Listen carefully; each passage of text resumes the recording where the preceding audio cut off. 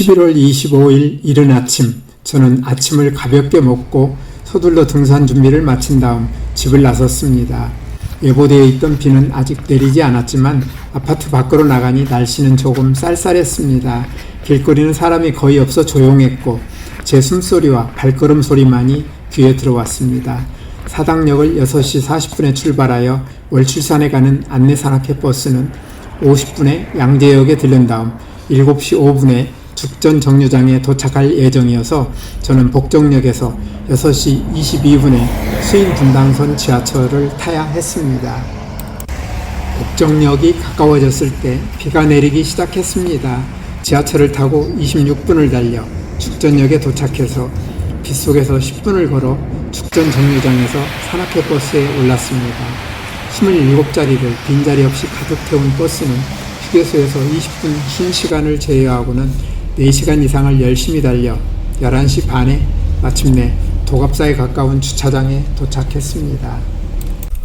그 사이에 중간에 내리던 비는 그치고 하늘에는 구름이 잔뜩 끼어 있었지만 기온은 11도 정도로 다행히 그다지 춥지는 않았고 공기는 맑아 기분은 상쾌했습니다. 산에 오를 준비를 하면서 주변을 둘러보니 전형적인 편안한 시골 분위기가 느껴졌습니다. 조그만 개울 다리를 건너니 바로 도갑사절이 눈에 들어왔습니다. 도갑사는 통일신라시대 풍수지리의 선구자 도선이 창건한 절로 국보인 해탈문, 보물인 미륵전 석조열의 좌상을 비롯한 많은 문화유산이 있습니다. 모든 번뇌를 벗어버린다는 뜻을 지닌 해탈문은 이 절에서 가장 오래된 건물입니다. 절의 입구에 있는 구림마을은 도선국사의 어머니 최씨가 빨래터에서 떠내려오는 오이를 먹고 도선국사를 수태하였다는 전설과 일본의 논어와 천자문을 가지고 건너가 학문을 전하고 일본 황실의 스승이 된 왕인과 관련된 전설이 많이 남아있다고 합니다. 갈 길이 멀다는 생각에 도갑사를 서둘러 본 일행들은 월출산 정상을 향해 출발했습니다. 처음 출발은 바위와 돌이 많고 길이 험하기로 소문난 월출산이라는 이름에 어울리지 않을 만큼 편한 길로 시작되었습니다. 월출산을 올라가는 주요 등산로는 동서남북 4방향에서 출발할 수 있는데 가는 길의 난이도나 경치에 큰 차이가 있습니다. 처음 가시는 분은 코스별 특성을 잘 알고 자신의 등산 실력이나 스타일을 고려하여 잘 선택하는 것이 좋습니다. 북쪽의 산성대에서 출발하는 첫 번째 코스는 10여 개나 되는 봉우리를 거쳐서 올라가면서 오르막 내리막이 반복되는데 볼거리가 많아 가장 눈이 즐거운 코스라고 합니다. 서쪽의 도갑사에서 출발하는 두 번째 코스는 다른 곳에 비해서는 경사가 완만한 편이나 거리가 가장 먼데 중간의 미왕제까지는 계속 오르막이고 이곳을 지나면 천왕봉까지 오르막과 내리막이 반복되는데 중간에 멋진 바위들을 많이 만나는 즐거움이 있습니다. 남쪽의 경포대에서 출발하는 세 번째 코스는 유일하게 강진군에서 출발하는데 4곳의 등산로 가운데 시작점의 해발 고도가 180m로 제일 높고 천왕봉까지 올라가는 거리가 2.9km로 가장 짧아서 초심자에게 권장되는 코스입니다. 다만 경포대 삼거리에서 주 능선에 올라가기 전까지는 볼거리가 별로 없는 단점이 있습니다. 동쪽의 천왕사 쪽에서 출발하는 네 번째 코스는 난이도가 가장 높은 어려운 코스입니다.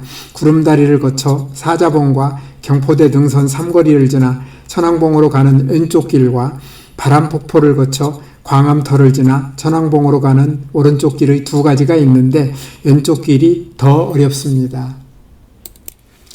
이번에 제가 이용한 안내산악회에서는 서쪽의 도갑사에서 올라가 남쪽의 경포대로 내려오기로 예정되어 있었는데 이 코스는 산행거리는 다소 길지만 가장 쉬운 코스라고 볼 수 있습니다.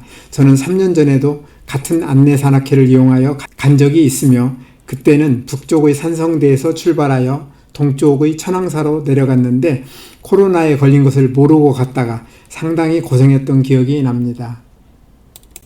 도갑사에서 미왕제까지 가는 2.7km는 바위나 돌이 많지 않은 흙길이고 경사도 완만한 편안한 길이었습니다.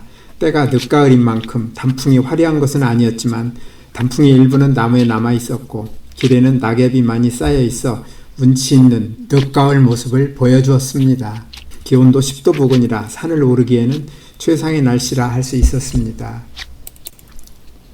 월출산은 오래전부터 나라에서 손꼽히는 명산으로 여겨져서 신라 때부터 나라에서 제사를 지낸 장소 가운데 하나였다고 합니다. 예로부터 설악산, 주황산과 함께 우리나라 3대 악산으로 손꼽히며 산을 잘 아는 등산인들 사이에서는 그 중에서도 가장 기가 센 산으로 유명하다고 합니다.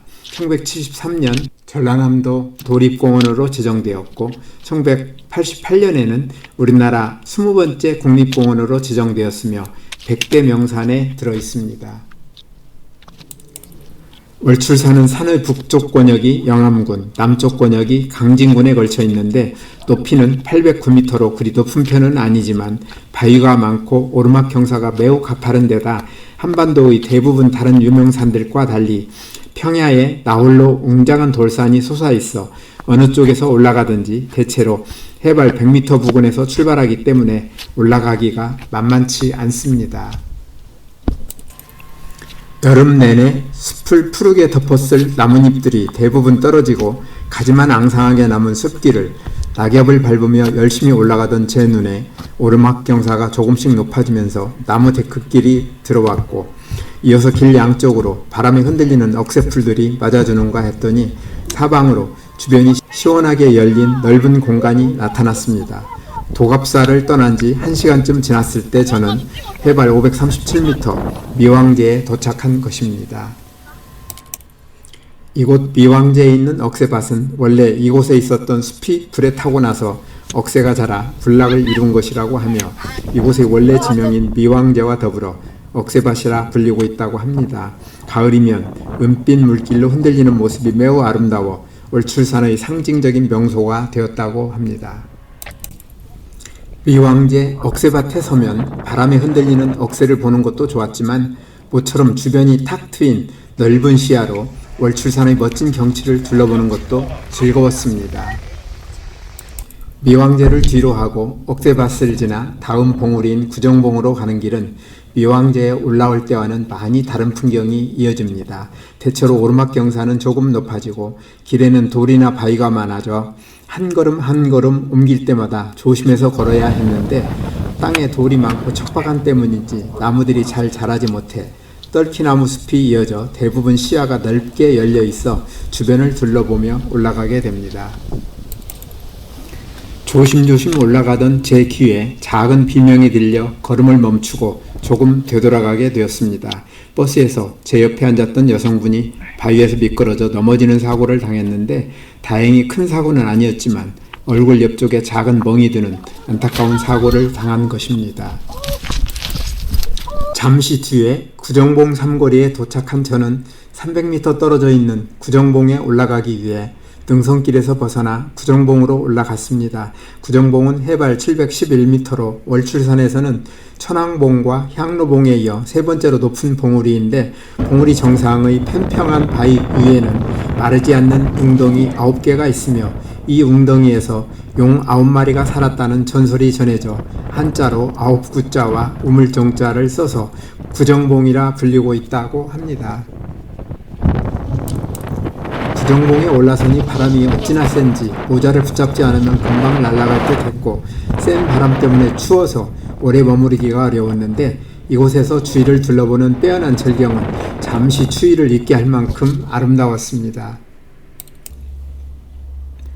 구정봉에서 북서쪽으로 600m 떨어진 곳에는 바위에 새겨져 있는 불상인 마의 열의 좌상이 있습니다. 이 불상은 우리나라에서 가장 높은 곳에 있는 국보로 몸 길이가 8.6m, 무릎 폭 4m, 어깨 폭 2.5m로 웅장하면서도 정교한데 통일신라 후기에서 고려 초기에 만들어진 작품으로 짐작된다고 합니다. 이 불상은 예정된 산행 경로에서 좀 벗어나 있어서 저는 아쉬웠지만 건너뛰었습니다.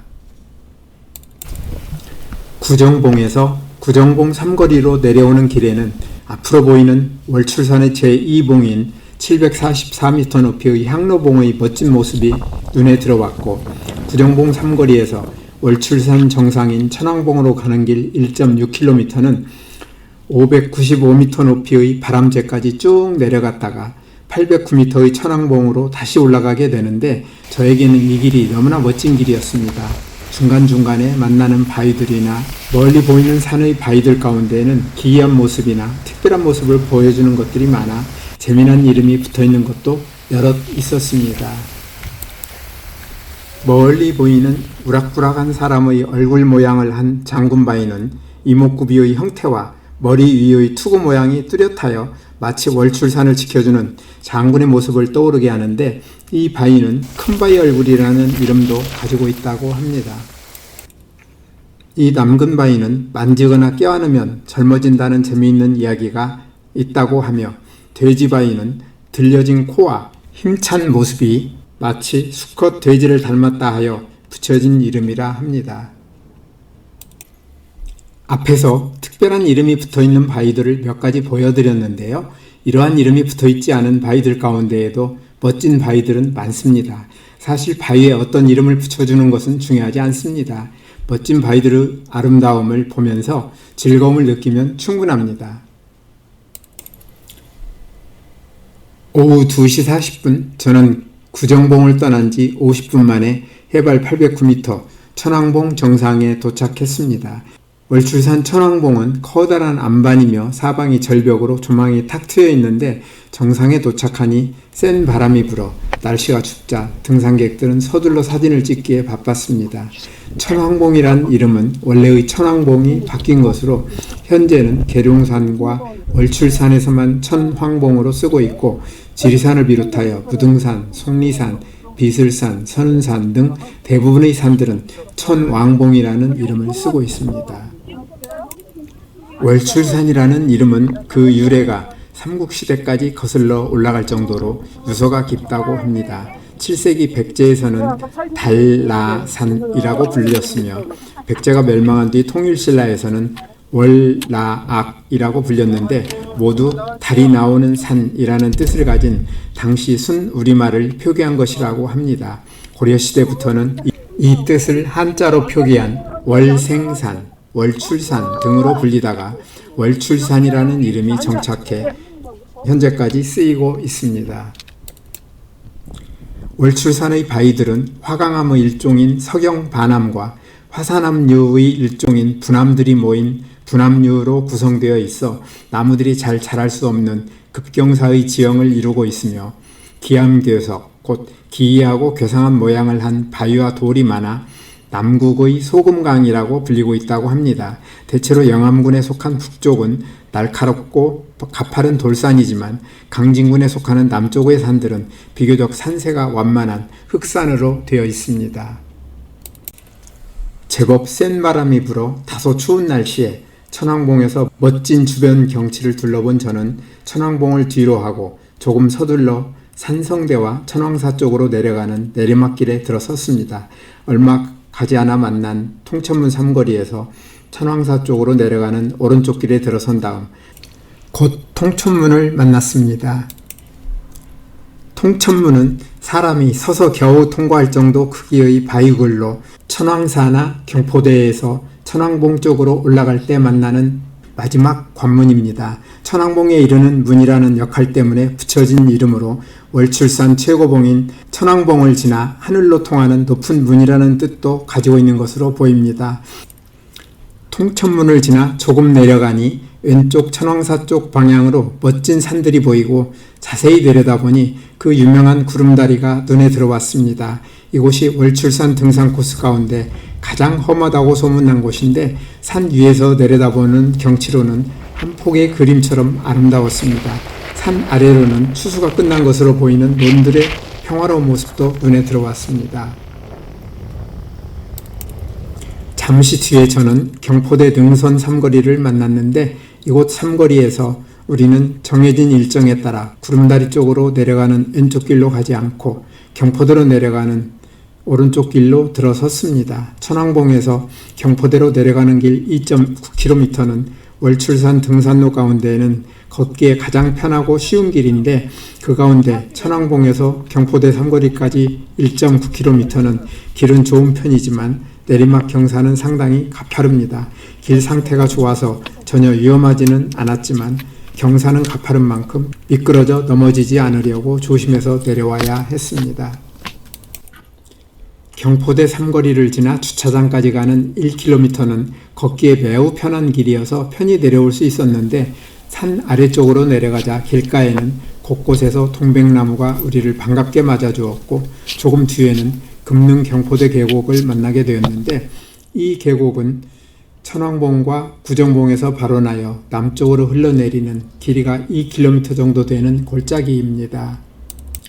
금능 경포대라는 이름은 고려시대 때부터 부르던 명칭 금능과 경포대가 합쳐진 이름으로 한자로 거울 경자와 배포자를 써서 월출산에서 흐르는 물줄기의 모습이 무명배를 길게 늘어놓은 것처럼 보인다 하여 붙여진 이름이라 하며 한자로 개포자를 쓰는 강릉 경포대와는 한자가 다릅니다.